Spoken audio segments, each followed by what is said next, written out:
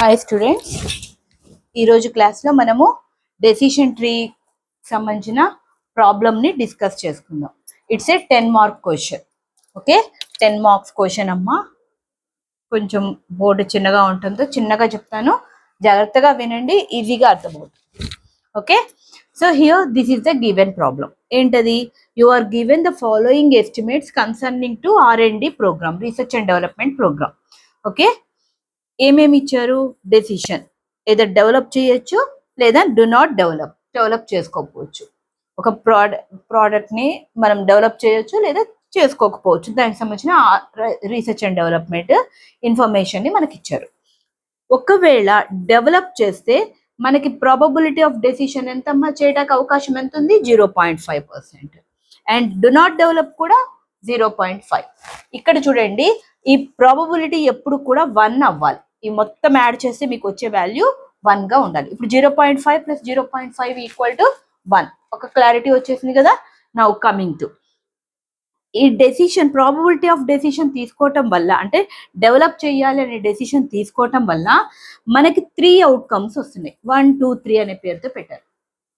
Okay, అలానే do not develop చేయకపోవటం వల్ల కూడా 3 అవుట్కమ్స్ ఉంటున్నాయి. సో ఒకవేళ 3 అవుట్కమ్స్ లో ఫస్ట్ అవుట్కమ్ రావటం వల్ల ప్రాబబిలిటీ ఆఫ్ అవుట్కమ్, దాని యొక్క రిజల్ట్ ఎంత ఉంది? 0.6. సెకండ్ అవుట్కమ్ వల్ల 0.3 అండ్ థర్డ్ అవుట్కమ్ వల్ల 0.1. అగైన్ ఈ 3 మళ్ళీ ప్రాబబిలిటీస్ కాబట్టి ఈ 3 యాడ్ చేస్తే 1 అవ్వాలి. 6, 3, 9 + 1 10 అంటే 1.0 probability, total probability 1.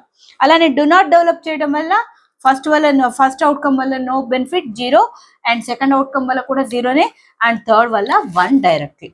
Okay, so వాటికి అయ్యే పే ఆఫ్ అంటే కాస్ట్ ఎంత అవుతుంది అని చెప్పారు. ఫస్ట్ అవుట్కమ్కి వచ్చేసరికి 600. Okay, maybe of in thousands అనుకుందాం. అంటే నెక్స్ట్ నియర్లీ 6 lakhs అవుతుంది. అదే 0.3 అవుట్కమ్ కనుక వచ్చినట్టయితే -100 అంటే లాస్ వస్తుంది. Minus indicates with loss. ఎంత? 1 lakh లాస్ వస్తుంది. అదే 0.1 అయితే అసలు ఏ ఖర్చు ఉండదు, 0.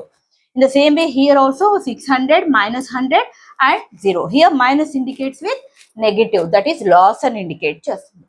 Now construct and evaluate the decision tree. ఇక్కడ ప్లేస్ సరిపోక DTR రాసి, actually decision tree for the above data and given your suggestion.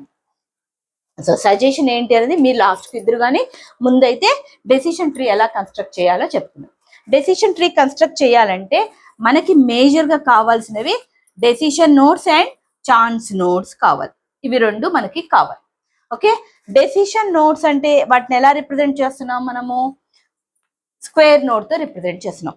And what is a decision node? Here decision node అనేది what are the alternative? We have number of alternative course of actions.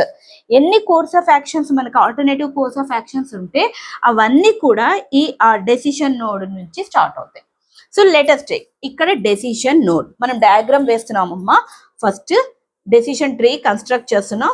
This is the decision node. Decision node ని square తోగా represent చేసేది. ఇక్కడ నుంచి మనకి ఎన్ని alternatives ఉన్నాయి? either develop or do not develop. So we have 2 alternatives. One is develop and next one is do not develop. ఇవి రెండు మన ఆల్టర్నేటివ్స్. ఓకే, ఈ ఆల్టర్నేటివ్స్ రీచ్ అవ్వగానే వచ్చేది ఏంటి? where the decision maker will discover the response, that we call it as, ఇక్కడ నుంచి response ని డిస్కవర్ చేస్తున్నారు. వాటిని మనం ఏమన్నా ఛాన్స్ నోట్స్ అని. ఈ ఛాన్స్ నోట్స్ ఏమున్నాయి మనకి? Probability of decisions, that is 0.5 and 0.5. So దీని ఒక 0.5 అందాం, దీని ఒక 0.5, ఇవి రెండు. నౌ ఇక్కడ నుంచి ఎన్ని కోర్స్ ఆఫ్ అవుట్కమ్స్ వస్తున్నాయేమో మనకి? 3 అవుట్కమ్స్ ఆర్ దేర్ హియర్.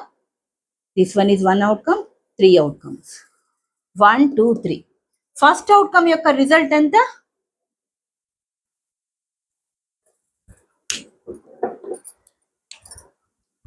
0.6.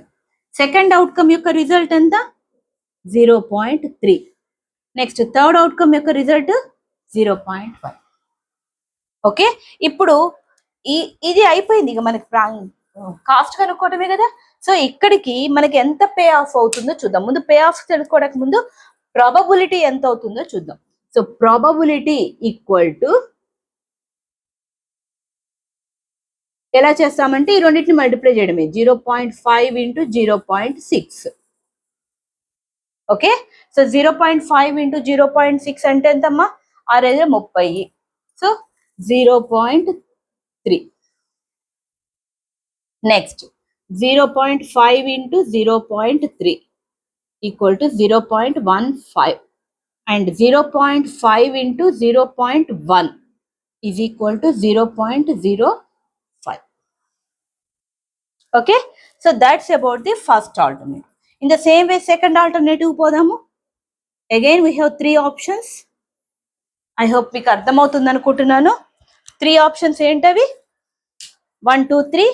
ఈ 1 2 3కి ఇది కూడా 0.5 అమ్మ. డు నాట్ డెవలప్ కూడా దీని ప్రాబబిలిటీ కూడా 0.5.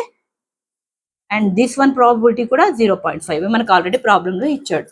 ఓకే, here 1 first value ఎంతమ్మా, 0.0, that is equal to 0. Second is also 0 and this one is 1. Now what is the probability value? Here you can multiply with this value, probability. 0.5 into 0, that is equal to 0. And again 0.5 into 0 equal to 0. Next 0.5 into 1 equal to 0.5. Now what are the expected payoffs? ఇవి ఇచ్చారు. సరే, what are the payoffs given? 600 minus 100 and 0. So payoffs given అవి రాద్దామమ్మా.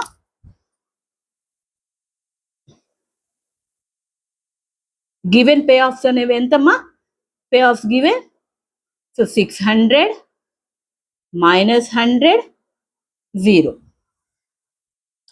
Okay, so next ఇక్కడ again the same, 600 minus 100 and 0. Now expected payoff.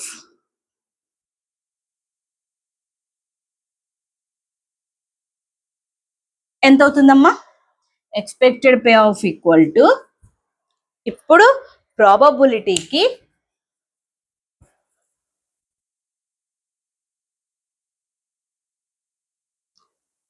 ప్రాబబిలిటీని పే ఆఫ్తో multiply చేయండి. So that is equal to 0. అంటే probability into pay of. నేను ఇవి రెండు తీసుకుంటున్నా, probability into pay of. So probability ఎంతమ్మా, 0.3 into 600, that is equal to 180. అంతే కదా, ఈ పాయింట్ 0, 63 is 180. అలానే ఇక్కడ 0.15 into -100 equal to, so that is minus వస్తుంది ఓవరాల్ గా. ఈ జీరోలు క్యాన్సిల్ పోతే 15. ఓకే, 0.15 ఇంటూ -100, క్యాలిక్యులేటర్ యూస్ చేయండి, తప్పులేదు. That is equal to -15. And next this one is 0. So 0కి మనము ఎంత మల్టిప్లై చేసినా 0 into 0 equal to 0. So total value ఎంత అవుతుందమ్మా, 165. ఇది ఒకటి ఏంటి, డెవలప్ చేయటం వల్ల మనకు వచ్చే పే ఆఫ్ వాల్యూ. ఓకే, ఇప్పుడు డు నాట్ డెవలప్ చేసి చూద్దాం. సో డు నాట్ డెవలప్ కనుక చేసి చూసినట్టయితే then what is the pay off value? So that is here 0 into 600, that is equal to 0. And 0 into 0, so 0 into ఇది 0 కదమ్మా, into -100 equal to 0. And 1 into 1 కదమ్మా, 0.5 into ఇది 0, that is equal to 0. So total value is 0. ఇప్పుడు చూడండి, company develop చేయటం వల్ల 1,65,000 rupees benefit ఉంటుంది. అదే డు నాట్ డెవలప్ వల్ల 0. ఇప్పుడు డెవలప్ చేయాలా వద్దా? That decision is depend on decision maker, company managing director, సిఇఓనో వాళ్ళు తీసుకుంటారు, బోర్డ్ ఆఫ్ డైరెక్టర్స్ వాళ్ళు తీసుకుంటారు. బట్ ఈ ప్రాబ్లం నిన్ను సజెషన్, గివ్ యువర్ సజెషన్ అడిగారు కాబట్టి నువ్వేమని సజెస్ట్ చేస్తావు, డెవలప్ ది R&D ప్రోగ్రామ్ అని చెప్పేసి రాసిస్తావు. అర్థమైందా? So that is your decision. ఇప్పుడు చూడండి, మీరు ఇంతవరకు చూసినట్టుది it look like a decision, it look like a tree form. Okay, ఈ ట్రీని మనం ఏమంటున్నాము, డెసిషన్ ట్రీ అంటున్నాం. దీన్ని డెసిషన్ నోడ్ అంటున్నాము, దీన్ని ఛాన్స్ నోడ్ అంటున్నాం. And these are the terminal branches. Okay, these are the decision branches. Clear? I hope you can understand. ఇక్కడ formula ఏంటమ్మా, ఎక్స్పెక్టెడ్ పే ఆఫ్ కి probability into pay off. Okay, video skip చేయకుండా మొత్తం first నుంచి last వరకు చూడండి, problem అర్థమవుతుంది. అర్థం కాని పక్షంలో కామెంట్ బాక్స్లో కామెంట్ చేయండి. మళ్ళీ చెప్పడానికి నేను రెడీగా ఉన్నాను ఫ్రమ్ శారదాస్ లెర్నింగ్ హబ్. అలానే మీ ఛానల్ కనుక నచ్చినట్టయితే షేర్ చేయండి, లైక్ చేయండి అండ్ కామెంట్ చేయండి. At the same time subscribe కూడా చేయండి. Thank you very much. I'm waiting in comment box. Sharada's learning hub. Bye.